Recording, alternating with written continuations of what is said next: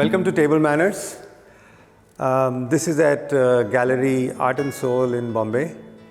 And the story of this is in 2008 we had a Table Manners 1, which with Rakhee Kane in Auroville I had co-curated. And it was a smaller show with local artists. And everything was dark walls, no murals on the wall. Tarana, Khubchandani of this gallery had seen those photographs, and for the longest time she's been after me to do the show here. I had told her, I will do the show for you, but you need to give me black walls. It's taken her, about 8 years to get these walls to go grey. And once that happened, the show was on. And so the Table Manners 2 show was slated to open at the Gallery Art and Soul on 18th of March 2020, and then we were hit with the pandemic. And this show has literally ricocheted off dates through the pandemic. We attempted it in Diwali, we attempted it at Christmas, we attempted it at March again in 2021, and finally it has come to settle down on the 24th of September. And we have opened it up the way we envisaged it to be in all its glory. This work uses the form of a mortar and pestle as a symbol of creation. The correspondence of Samudra Manthan from the Bhagavad Purana leading to Amrita can be seen as an interesting parallel in relation to the work. The floral motifs in the work are a signal towards fertility and abundance, and the creation of beautiful things. Persephone's fruit, the pomegranate, representing prosperity, regeneration and fertility. The pomegranate with its bountiful seeds is a symbol of abundance, nurturing and nourishing magnanimously.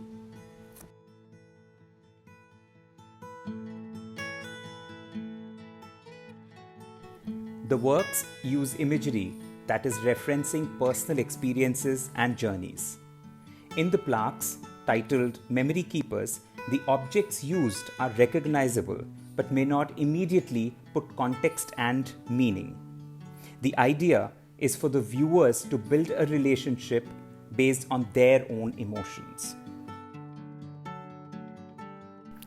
The inimitable beauty of wood-fired pots and the imperfections caused by the nature of the firing process is what I find truly fascinating. For this Table Manners setting, I wanted to find a way to bring the concept of the ubiquitous stiffened dabbas to a formal dining setting. The idea was to find a way to create something functional that would also serve as a central visual element while keeping the other pieces minimalistic in form. In Atelier Lalmiti, we work in very small, unique series. We believe that handmade pottery enhances everyday life and makes drinks and food taste better. There are small recessed areas which can be spotted on all of our pottery. These are the finger grip marks that occur when dipping the pot in the glaze. And this is something we like to leave as a feature and a trace of the hand of the maker.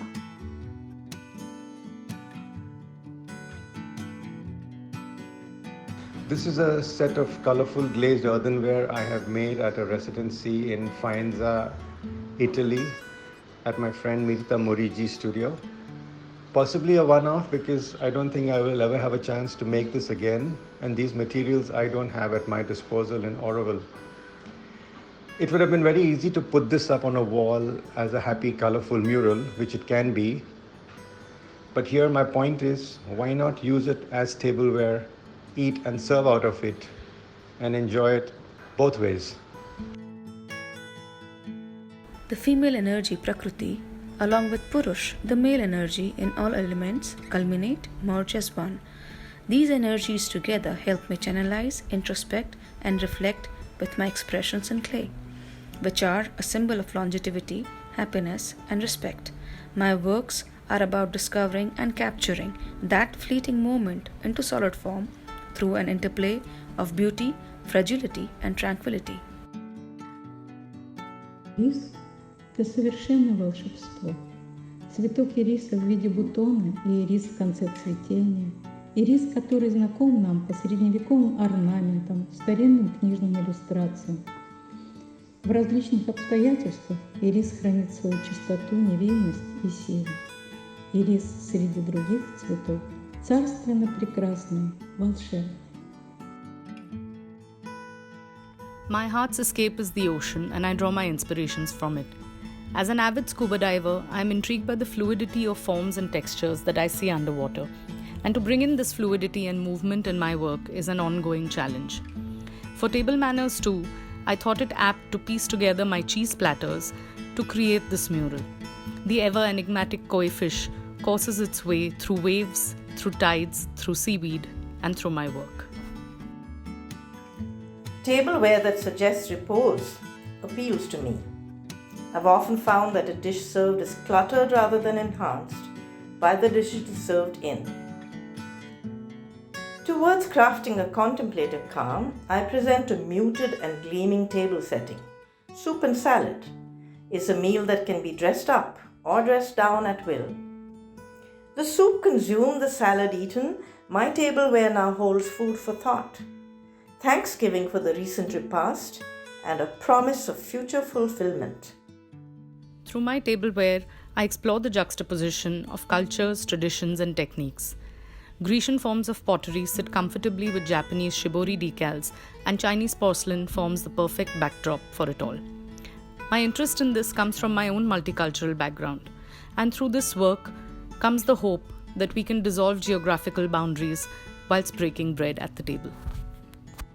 At the edge of nothingness, beauty that begins or ends at it. Purpose leads most of my work on the table. Somewhere between fun and intensity, my pots come alive. I like my work to evoke ease, work that has desire to be used with added beauty and acceptance. Every piece, whole in itself, can easily be part of a cluster margine. I think it's not practical to eat in a hurry, on the go. The playful, crazy objects should take you away from the daily routine. Your utensils may have your character.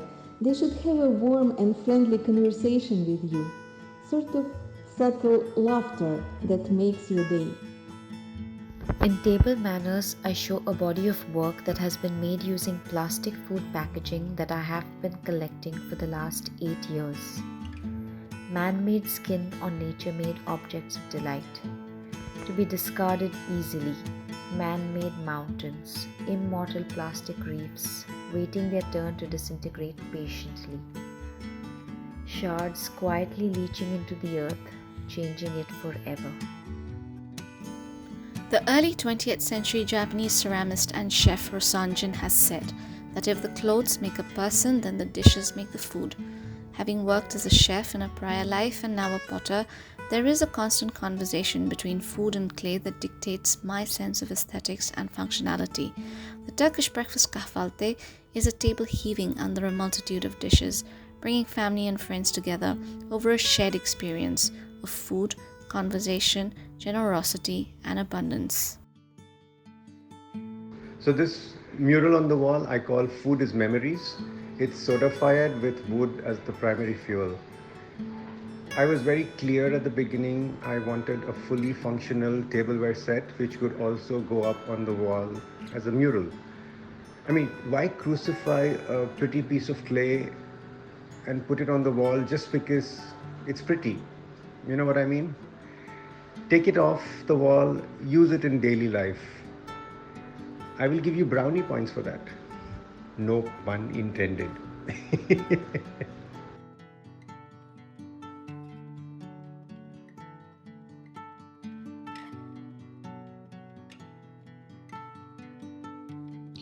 From sleep to wakefulness, that liminal state between rest and action, mediated by a cup of coffee.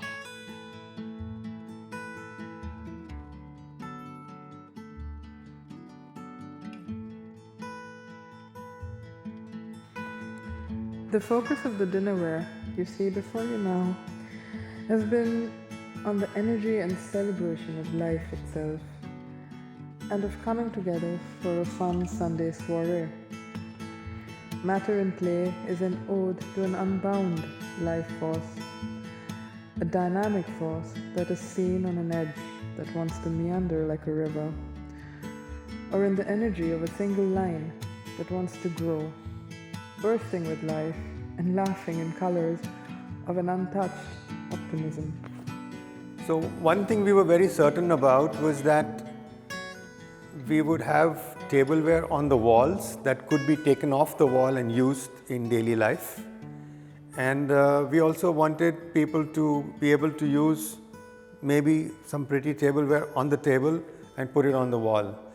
The idea is that people have to get used to using something pretty and nice in daily life and not be wanting to hide it away in a cupboard or something like that.